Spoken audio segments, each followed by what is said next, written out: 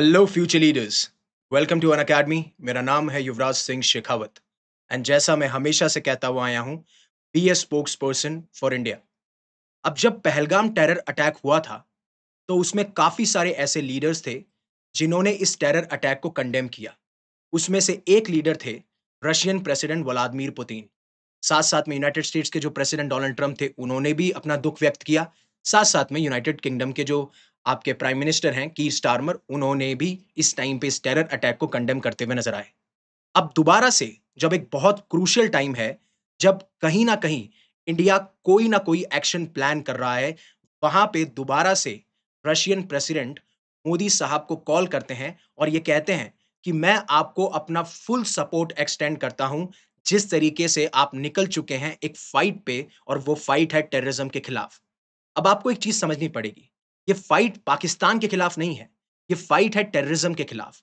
लेकिन टेररिज्म को पनाह कौन देता है? टेररिज्म को सपोर्ट कौन करता है? और किसका इन्वॉल्वमेंट पहलगाम टेरर अटैक में पाया गया? वो था पाकिस्तान। इसलिए ये फाइट इन्वॉल्व करती है पाकिस्तान को। अगर पाकिस्तान हैंडओवर कर दे पीओके टेररिस्ट को, पाकिस्तान अगर हमें ये बता दे कि कौन-कौन इसके अंदर इन्वॉल्व थे और हम आपकी मदद करते हैं, तो ये प्रॉब्लम खत्म हो जाए। और यही चीज़ एम्फसिस देते हुए पुतिन कहते हुए नज़र आते हैं। कि जो भी दोषी हैं, जिन्होंने भी प्लान किया, जिन्होंने भी सपोर्ट किया, जो भी परपेट्रेटर्स हैं, उनको जस्टिस देना ही पड़ेगा। यानी कि वो जो चीज़ डिज़र्व करते हैं, वो चीज़ उन्हें मिलनी चाहिए।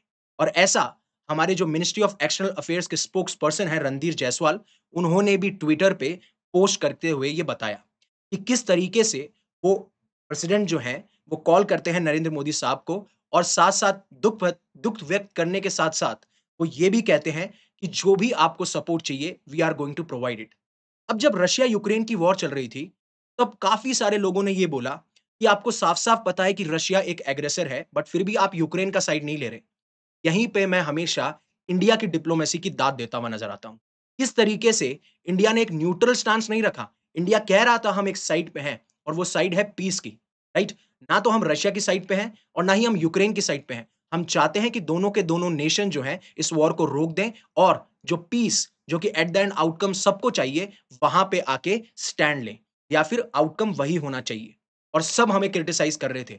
बट आज आप देखिए, हम सबके साथ अच्छे रिश्ते रखे हुए हैं और जो लोग हमारी स्टैंडिंग से कहीं न कहीं नाराज़ थे, उनको आज पता चलना चाहिए कि इसी वजह से कभी भी कोई सिचुएशन ऐसी आती है, तो मोस्ट ऑफ द नेशंस हमें फ़ेवर करते हुए नज़र आते हैं और ये बहुत बड़ी डिप्लोमैटिक विन होती है, जब आपके सामने कोई ऐसा स्टेट या फिर ऐसा नेशन जो आपके खिलाफ प्लानिंग करता है in the form of terrorism, तो ये चीज़ बहुत महत्वपूर्ण और बहुत इम्पोर्टेंट हो जाती है। और इसी साथ-साथ उन्होंने ये कहा कि कैसे ये दोनों नेशन जो हैं, अपने बीच में जो भी उनका कोऑपरेशन है, स्ट्रेटेजिक पार्टनरशिप है, उसको डीपन कर सकते हैं। हालाँकि आप सबको पता होगा कि रशिया के अंदर अभी 80वीं एनिवर्सरी मनाई जाएगी विक्ट्री डे की, जहाँ पे हमारे प्रधानमंत्री मोदी साहब उस इवेंट को जो है क्या नाम है, अटेंड नहीं कर पा रहे हैं। बट उन्होंने ही इनवाइट किया है रशियन प्रेसिडेंट को इस साल जो इनकी एनुअल समिट होने वाली है। अब ये इम्पोर्टेंट तब होता है, क्योंकि जब रशियन प्रेसिडेंट ये बोलते हैं कि मैं आपको फुल सपोर्ट देता हूँ, उससे पहले ही जो पाकिस्तान के प्राइम मिनिस्टर हैं, उन्होंने रशियन प्रेसिडेंट को कॉल मिलाया और उन्होंने चाहते थे कि रशिया हमारी हेल्प करे, जिस तरीके से रशिया के पाकिस्तान और इंडिया के साथ में अच्छे रिश्ते हैं, तो वो इन जो भी टेंशन्स बढ़ी हैं, एस्केलेट हुई हैं, उनको डिफ्यूज़ करने में या उनको कम करने में हेल्प करते हुए नज़र आएँगे। अब जो वहाँ के पाकिस्तानी एम्बेसडर हैं, मोहम्मद खालिद जमील, वो ये कहते हैं कि जिस तरीके से आपने 1965 में जो इंडिया-पाकिस्तान की वॉर हुई थी और उसके अंदर एक मीडिएटर का रोल निभाते हुए आप नज़र आए थे, जिसकी वजह से हमने ताशकंद डिक्लेरेशन और ताशकंद एग्रीमेंट को साइन किया, वैसा ही रोल आपको निभाना चाहिए। बट अब जो सिग्नल निकल के आया है, उससे साफ-साफ ये दर्शाया जा रहा है कि रशिया को पता है कि मुझे किसकी साइड लेनी है और कहाँ पे स्टैंड करना है और जो भी लोग इसके लिए रिस्पॉन्सिबल हैं, उनको जस्टिस दिलवाना है, राइट? ये चीज़ बहुत इम्पोर्टेंट होती है। अब पहले भी रशियन फॉरेन मिनिस्टर्स ने कॉन्टैक्ट किया था, जो इंडिया के फॉरेन एक्सटर्नल अफेयर्स मिनिस्टर हैं, जैसे वाई एस जयशंकर हो और दोनों कंट्रीज़ को ये कहा गया कि आप इस मुद्दे को सुलझा लीजिए, जो भी आपने पहले ट्रीटी साइन और एग्रीमेंट साइन किए हैं, चाहे से वो शिमला अकॉर्ड हो या लाहौर डिक्लेरेशन हो। अब आपको पता है कि शिमला जो डिक्लेरेशन था, शिमला जो एग्रीमेंट था, वो अब रद्द हो चुका है। ये पहले की बात जो मैं आपको बता रहा हूँ। अब ये सारा इम्पोर्टेंस, ये रशियन प्रेसिडेंट का ये कमेंट उस टाइम पे आता है जब राजनाथ सिंह ये कहते हैं कि जो भी इंडियन मासेस को उम्मीद है, दैट विल हैपन। मतलब जो भी आप चाहते हैं, वो होने वाला है और ये मेरी रिस्पॉन्सिबिलिटी है कि जो भी सोल्जर्स हैं, जो भी हमारी आर्म फोर्सेस हैं, उनके साथ में खड़ा रहूँ और जो हमारी बॉर्डर्स हैं, उनको मैं प्रोटेक्ट करूँ, जिससे कि इंडिया की इंटरनल सिक्योरिटी या फिर जो एक्सटर्नल सिक्योरिटी है, वो एन्श्योर की जा सके। बट जिन भी लोगों ने हमारे यहाँ पे एविल आई यानी बुरी नज़र डाली है, उनको मुँहतोड़ जवाब मिलता हुआ नज़र आएगा, befitting reply. If I will say in befitting reply, you will say what a mature language it is. But जैसे ही मैं उसको हिंदी में करता हूँ, तो आप सब मुझे कहते हैं कि मैं न्यूज़ चैनल की तरह बात करता हूँ। अल्टीमेटली जो लोग इंग्लिश नहीं समझ पाते, उनके लिए हिंदी बोलना ज़रूरी हो जाता है। अब आगे बढ़ने से पहले एक बार राजनाथ सिंह का ये वीडियो देखिएगा, जहाँ पे एक इवेंट था दिल्ली के अंदर, वो जिस तरीके से वहाँ पे लोगों को एड्रेस कर रहे थे, उन्होंने क्या-क्या कहा। Have a look at this video. साथियों, एक रक्षा मंत्री के रूप में मेरा दायित्व है कि मैं अपने सैनिकों के साथ मिलकर देश की सीमाओं की सुरक्षा सुनिश्चित करूं और मेरा यह दायित्व है कि अपनी सेना के साथ मिलकर देश के ऊपर आंख उठाने वालों को मुंहतोड़ जवाब दूं। मैं आपको आश्वस्त करना चाहता हूं कि प्रधानमंत्री मोदी जी के नेतृत्व में जैसा आप चाहते हैं वैसा होकर रहे।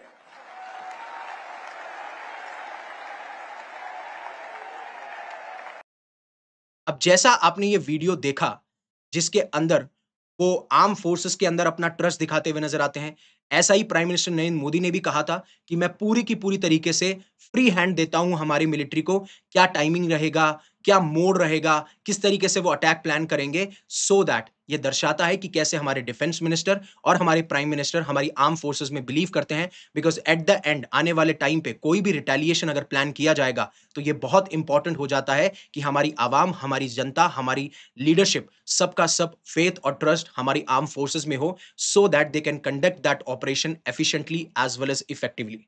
उससे पहले अनअकैडमी आपके लिए लेके आया है यूपीएससी सिविल सर्विसेज की तैयारी के लिए। अगर आप 2026 का प्लान कर रहे हैं, तो हम आपको देंगे 17,999 में एकदम लोएस्ट प्राइस, जिसमें कि आप एकदम क्वालिटेटिव प्रिपरेशन कर सकते हैं। यूपीएससी सिविल सर्विसेज की डिस्क्रिप्शन में आपको लिंक मिल जाएगा। वहीं पे अगर आप 2 साल, 3 साल इनकी प्रिपरेशन कर रहे हैं, तो हमारे पास में बहुत सारे कोर्सेज़ हैं, जैसे आगाज़ बैच, नींव बैच, प्रारंभ, संभव बैच, जहाँ पे आप अपने आप को एनरोल कर सकते हैं as per your language medium. और अगर आपको मैक्सिमम डिस्काउंट चाहिए, तो आप मेरा कोड यूज़ कर सकते हैं YUVI50। अब जिस तरीके से मैंने आपको बताया और वो कहते हैं कि अंडर प्रधानमंत्रीज़ लीडरशिप जो उनका वर्किंग स्टाइल रहा है, वो हमेशा ऐसा जवाब देते हुए नज़र आए हैं।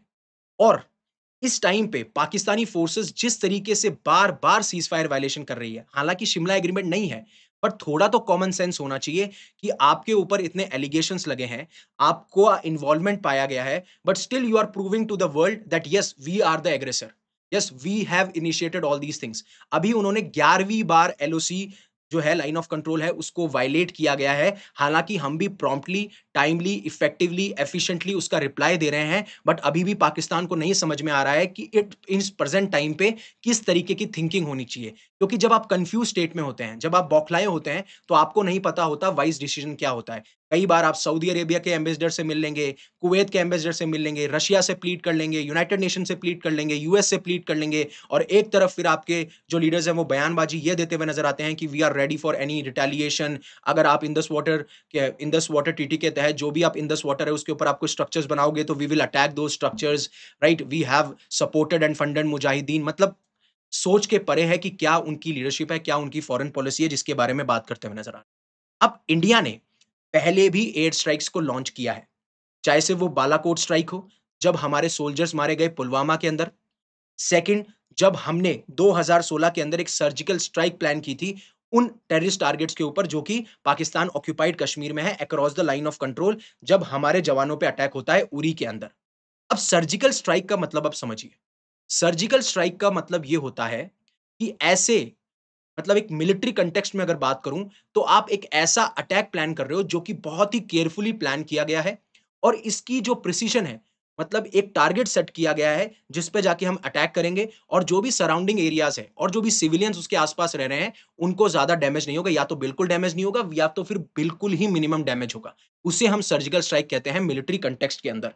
और वैसा ही अब हम सोच रहे हैं कि शायद जिस तरीके से अब प्राइम मिनिस्टर मोदी ने फ्री हैंड दिया, फिर राजनाथ जो हमारे डिफेंस मिनिस्टर हैं, वो इस तरीके का स्टेटमेंट देते हुए नज़र आते हैं। बाकी जो नेशंस हमारे साथ खड़े हैं, वो हम हमारे साथ में खड़े हैं और हमें फुल सपोर्ट दे रहे हैं।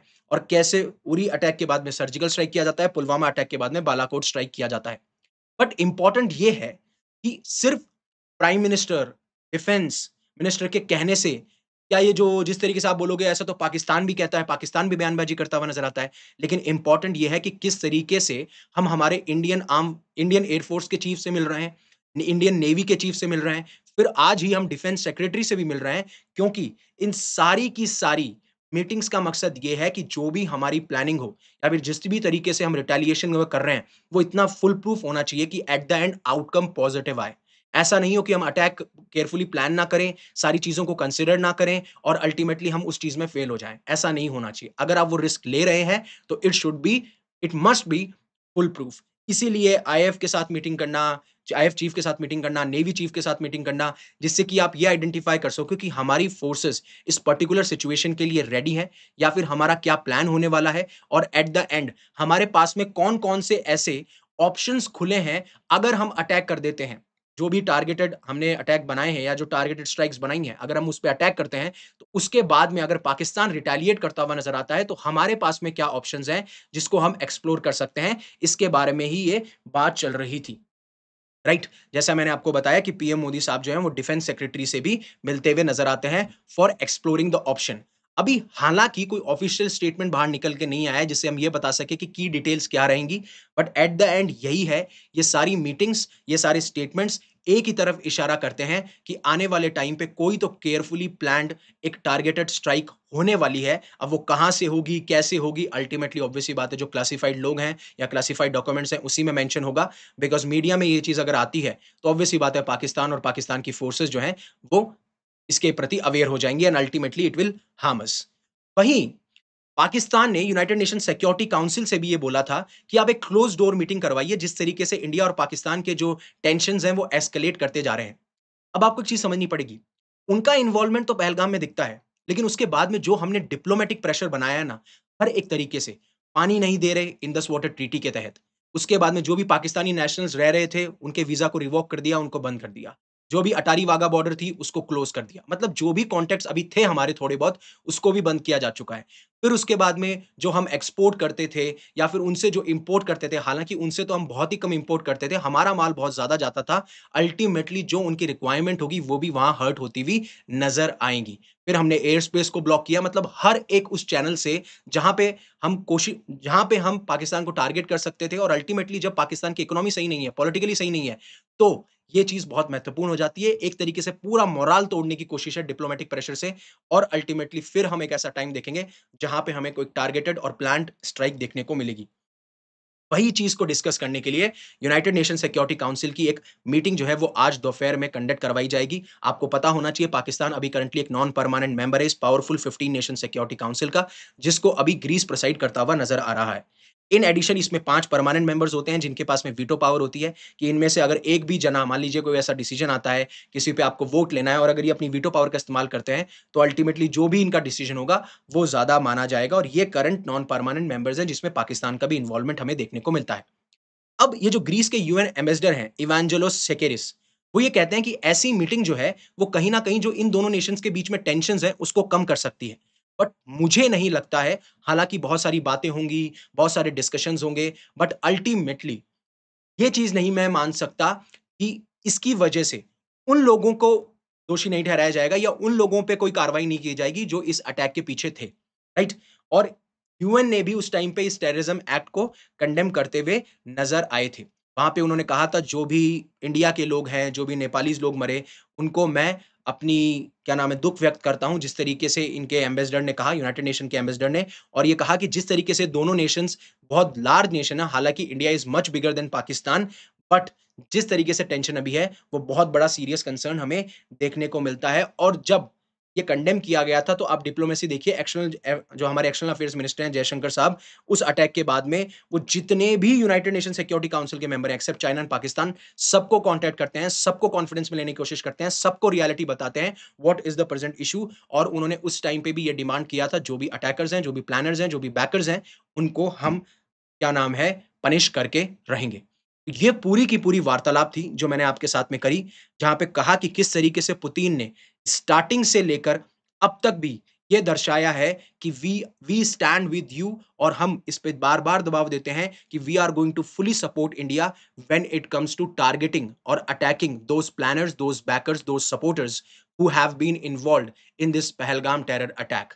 और अब जैसे हमारे लीडरशिप के स्टेटमेंट निकल के आ रहे हैं और उन स्टेटमेंट्स को कोरबोरेट करते हुए यानी सपोर्ट करते हुए ऐसे स्टेप्स लिए जा रहे हैं जो कि ये चीज़ दर्शाते हैं कि आने वाले टाइम पे आपको कोई ना कोई रिटेलिएशन देखने को मिलेगा, but it would be outside of the it would be out of the box, and it would be a smart and a calculated move that will target the terrorist. So thank you very much for giving me a piece's time. Stay safe, stay happy, take care.